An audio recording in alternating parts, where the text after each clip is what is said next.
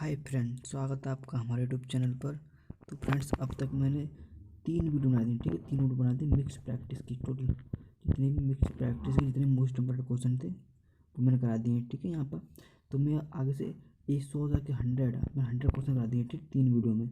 लेकिन इससे जो आगे वीडियो वाली है जी कौन से 101 से स्टार्ट करूँगा, ठीक है मैं। तो चलो मैं स्टार्ट करता हूँ, टाइम वेस्ट करती हूँ।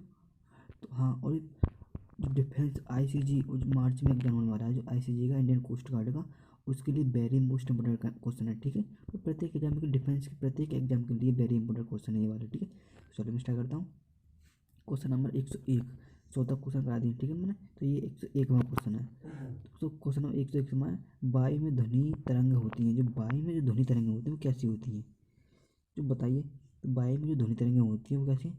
ध्रुवीकृत होती हैं, या विद्युत चुम्बकीय तरंगें होती हैं, या अनुदैर्ध्य होती हैं, या तिरछी होती हैं, जो कैसी होती हैं? जो वायु में जो ध्वनि तरंगें होती हैं, जो एयर में जो साउंड वेव्स जो होती हैं वो कैसी होती हैं? तो ये कैसी होती हैं?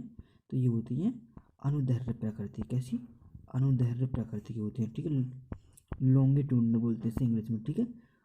अगर हम बात करें जी दुनिया प्रकाश, अब प्रकाश तरंग की बात करें, जो प्रकाश तरंग जो होता है वो, तो वो कैसे हो जाएगा? अनुप्रस्थ। प्रकाश तरंग की बात करें तो अनुप्रस्थ होता है, ठीक है, प्रकाश तरंग।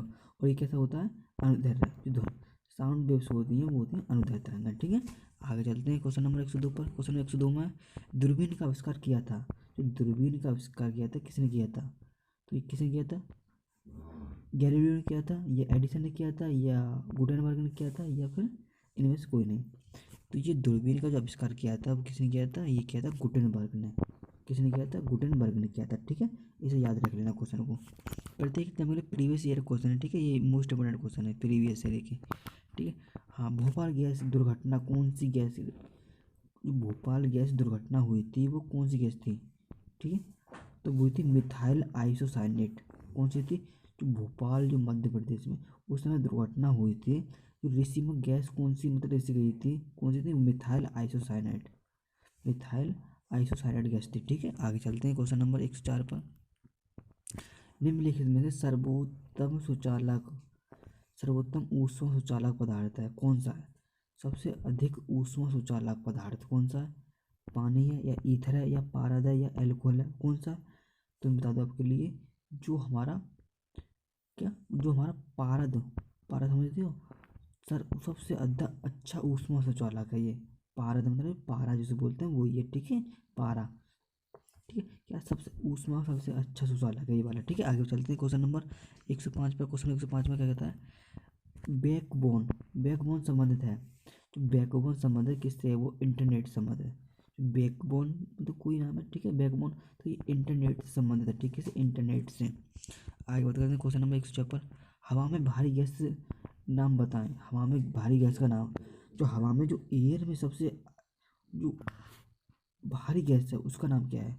तो वो उसका नाम कार्बन डाइऑक्साइड, CO2, ठीक है। तो कार्बन डाइऑक्साइड गैस है, इसका नाम क्या है? कार्बन डाइऑक्साइड गैस सबसे भारी गैस है, ठीक है, एयर में। गैस की बात करें तो गैस में तारों का रंग किस पर निर्भर करता है? जो तारों का रंग है वो किस पर निर्भर करता है? वायुमंडलीय दाब पर, या रेडियस पर, या दूरी पर, टेम्परेचर पर?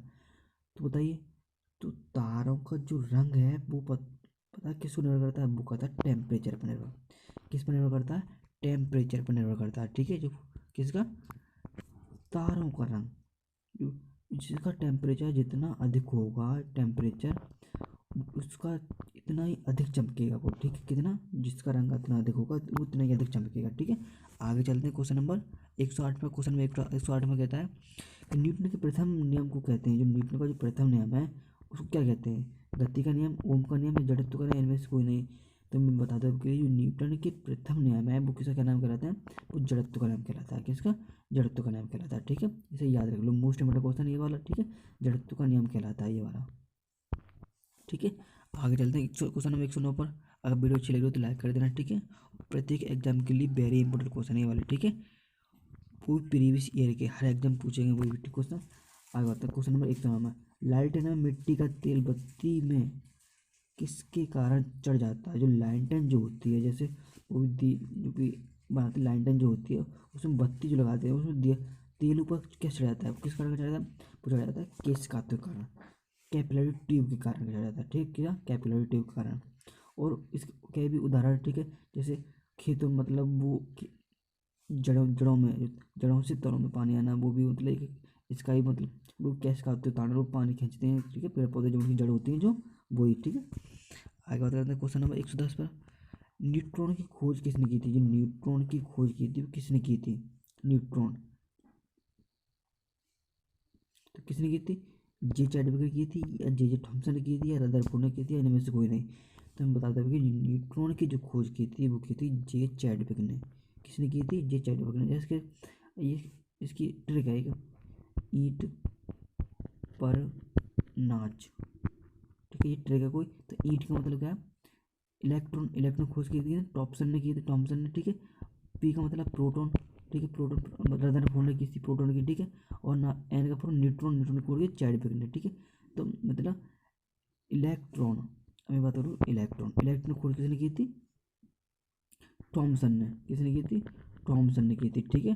अगर बात करूँ प्रोटॉन तो रदरफोर्ड ने की थी, ठीक, प्रोटॉन की। अगर बात करूँ मैं न्यूट्रॉन, तो न्यूट्रॉन की खोज किसने की थी? जे चैडविक ने, ठीक है, चैडविक ने की थी। आगे चलते हैं, आगे बात करते हैं क्वेश्चन नंबर 111 पर। डॉपलर प्रभाव संबंधित है। डॉपलर का प्रभाव है वो किससे संबंधित है? वायु से संबंधित है, या जनसंख्या से, या ध्वनि से, या सभी से? डॉपलर इफेक्ट है, जो डॉपलर प्रभाव है वो किससे संबंधित है? तो ये संबंधित है ध्वनि से। किससे? साउंड से। साउंड से संबंधित डॉपलर इफेक्ट्स, ठीक है। आगे बात करते हैं क्वेश्चन नंबर 112 पर। क्वेश्चन 112 में, झरने में जब जल ऊंचाई से गिरता है तो उसका ताप, झरने में जल अधिकतम ऊंचाई से गिरता है तो उसका टेम्परेचर क्या हो जाता है? उसका टेम्परेचर बढ़ जाता है, ठीक है, क्या होता है? टेम्परेचर बढ़ जाता है। आगे बात करें क्वेश्चन नंबर 113 पर। क्वेश्चन नंबर 113 में है, साग सब्जी उत्पन्न करने वाले पौधों का अध्ययन कहलाता है। जो साग सब्जी पौधे अध्ययन करते हैं वो क्या कहलाता है? तो क्या कहलाता है? आलेरी आलेरीकल्चर कहलाता है, ठीक है। आलेरीकल्चर माने जो साग सब्जी में वही पेड़ पौधों का अध्ययन करना, ठीक है, रिसर्च करना उनकी। आगे बात करें 114वां क्वेश्चन। क्वेश्चन नंबर 114 में, शीतलीकरण में निम्नलिखित में से कौन सा तत्व ऑक्साइड है? जो शीतलीकरण रहता होता है उसमें निम्नलिखित कौन सा तत्व ऑक्साइड है, ठीक है, कौन सा? वो तत्व होता है नाइट्रोजन, ठीक है, शीतलीकरण में, ठीक है, इसे ध्यान रखना। आगे बताएं क्वेश्चन नंबर 115 में, मनुष्य के नेत्र से रेटिना का पर प्रतिबिंब बनता है। जो मनुष्य के नेत्र के रेटिना पर प्रतिबिंब बनता है, जो रेटिना पर प्रतिबिंब बनता है वो क्या कहलाता है? कैसा बनता है? काल्पनिक और उल्टा बनता है, या काल्पनिक और सीधा बनता है, या वास्तविक और सीधा, या वास्तविक का उल्टा? तो कैसा बनता है? जो मानव नेत्र जो होता है उसके रेटिना पर जो प्रतिबिंब बनता है वो कैसा बनता है? तो मैं बता दें के लिए, तो वो बनता है वास्तविक व उल्टा। कैसा बनता है? वो बनता है वास्तविक व उल्टा बनता है, ठीक है, इसे याद रख लेना आप। कैसा? रियल और उल्टा बनता है, ठीक है, मनुष्य के रेटिना पर प्रतिबिंब जो बनता है। आगे बात करते हैं क्वेश्चन नंबर 116 पर। क्वेश्चन 116 में, घड़ी के अंदर रात में चमकने वाला पदार्थ क्या है? जो घड़ी के अंदर जो रात में चमकता है वो पदार्थ क्या कहलाता है? तो क्या कहलाता है वो कहलाता है रेडियंट, ठीक है। तो क्या कहलाता है? रेडियंट कहलाता है वो। आगे चलते हैं क्वेश्चन 117 पर। क्वेश्चन 117 में है, चिल्लाते समय व्यक्ति हमेशा हथेली को मुंह के समीप क्यों रखता है? क्यों रखता है? जो हम चिल्लाते हैं, जो लोग, व्यक्ति जो हमेशा हथेली को मुंह के समीप क्यों रखता है? वो इसलिए रखता है कि उस स्थिति में ध्वनि ऊर्जा सिर्फ एक दिशा में इंगित होगी। जो ध्वनि ऊर्जा है वो सिर्फ एक ही डायरेक्शन में इंगित होगी, इस वजह से वो अपने हाथों को मुंह के पास में लेकर आता है, ठीक है। आगे बात करते हैं क्वेश्चन नंबर 118।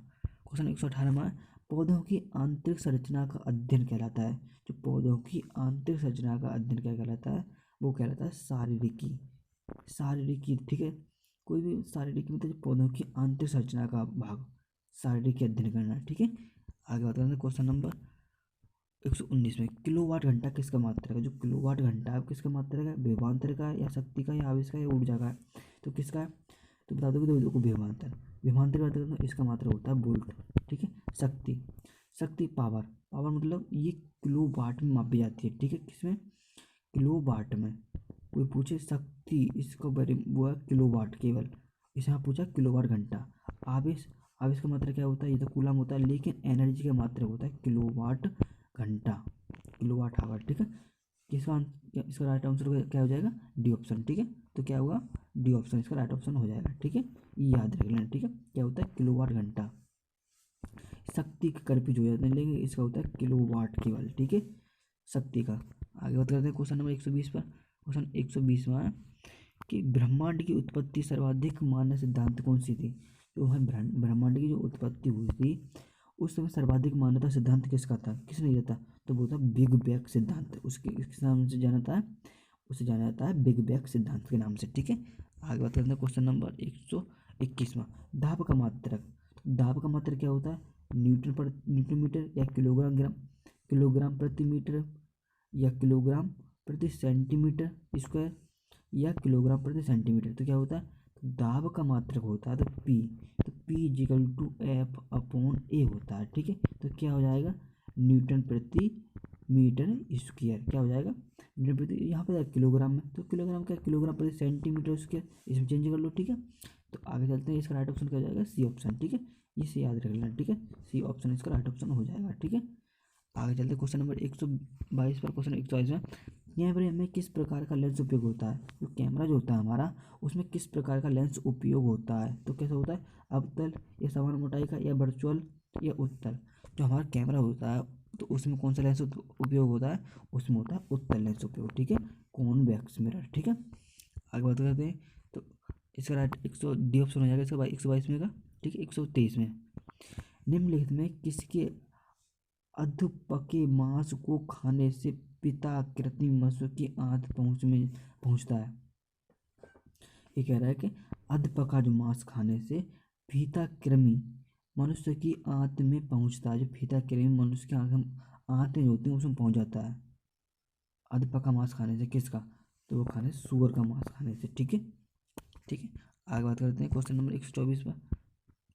क्वेश्चन, श्वेत प्रकाश कितने रंग से मेल से बना होता है? श्वेत प्रकाश जो होता है वो कितने रंगों से मेल के बना होता है? तो कितने होते हैं? तो वो होता है 6 रंगों के मेल से बना होता है, ठीक है, श्वेत प्रकाश, ठीक है, इसे याद रख लेना, ठीक है। श्वेत प्रकाश कितने? 6 रंगों से मिलकर बना होता है, ठीक है। आगे बात करते हैं क्वेश्चन नंबर 125 पर। क्वेश्चन 125 में प्राथमिक रंग, जो हमारे प्राथमिक प्राइमरी कलर्स जो होते हैं वो कौन कौन से होते हैं? प्राइमरी कलर तो बता दूँ, तो आपके लिए एक ट्रिक है इसे याद रखने के लिए, RVG। ये तो यहाँ पे गलत है, ठीक है, प्राइम, ये येलो गलत है, ठीक है, यहाँ पे ये गलत है इसका ऑप्शन, लेकिन मैं और ऑप्शन देता हूँ, ठीक है। येलो रेड जी तो रेड, एक रेड हो गया, ठीक है, रेड ब्लू, ब्लू हो गया, ठीक है, और एक हो गया ग्रीन, ठीक है, ये ग्रीन हो गया, ठीक है। और यहाँ पे, ठीक है, दो ऑप्शन और, एक रेड और एक ब्लू और एक पिंक, ठीक है, ये पिंक हो गया, ठीक है, पिंक पिंक कलर है। और डी ऑप्शन दो में इनमें से कोई नहीं, ठीक है। तो मैं प्राथमिक रंग की बात कर रहा हूँ केवल, प्राइमरी कलर्स जो होते हैं, ठीक है, प्राइमरी कलर्स कौन कौन से होते हैं? ये होते हैं रेड, ग्रीन, सॉरी